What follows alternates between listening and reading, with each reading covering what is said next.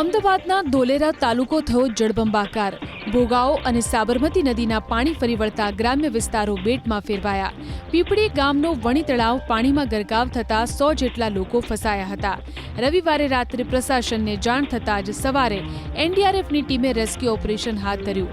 એનડીઆરએફની ટીમે શરૂઆતમાં 30 લોકોનું રેસ્ક્યુ કરી સલામત સ્થળે તો ખસેડ્યા, પરંતુ અન્ય ફસાયેલા લોકો પોતાનું ઘર અને પશુધન છોડી બહાર નીકળવા તૈયાર ન થતા મામલતદારે ટીડીઓ અને ડીવાયએસપીને બોલાવ્યા હતા.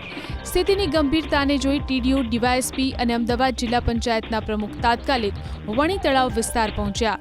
પાણી વચ્ચે ફસાયેલા લોકોને સમજાવી એનડીઆરએફની બોટ મારફતે તમામને સલામત સ્થળે ખસેડવાની કામગીરી શરૂ કરવામાં આવી હતી. એબીપી અસ્મિતાની ટીમ પણ એનડીઆરએફની બોટમાં બેસી વણી તળાવ વિસ્તારમાં પહોંચી. વણી તળાવથી લોકોને બોટ મારફતે બુરાનપુર હાઈવે પર લાવવામાં આવી રહ્યા છે. ન માત્ર વણી તળાવ પરંતુ પીપળી પંથકનો આખો વિસ્તાર જળમગ્ન થયો છે. હજારો એકર જમીનમાં સાબરમતી અને ભોગાવો નદીના પાણી ફરી વળ્યા છે.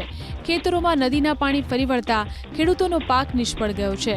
વણી તળાવ વિસ્તારની ચારે તરફ જળ કરફ્યુ જેવા દ્રશ્યો સામે આવ્યા. ત્યારે આ જ વિકટ પરિસ્થિતિમાં એનડીઆરએફ, પોલીસ અને સ્થાનિક પ્રશાસનની સાથે ચૂંટાયેલા પ્રતિનિધિઓએ બાળકો, મહિલાઓ અને વૃદ્ધોની સાથે તેમના પશુધન અને માલ સામાનને પણ સુરક્ષિત સ્થળે ખસેડી દીધો છે.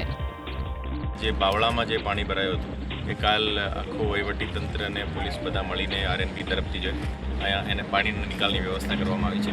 પણ અત્યારે એનું પાણી લગભગ 1 થી 2 ફૂટ જોઈએ લગભગ ડાઉન થઈ ગયું છે. અહીંયા પણ જે આજ છે લગભગ 88 લોકોને અહીંયા આજે નજીકના ગામમાં બુરાનપુર ને બધા અહીંયાના ગામડામાં જે પણ ઇસ્યુ છે એ તમામ ઇસ્યુ માટે અત્યારે એનડીઆરએફની ટીમ, અમારી ધોલેરા પોલીસ સ્ટેશનની ટીમ, મામલતદાર ધોલેરા બધા અહીંયા હાજર છે.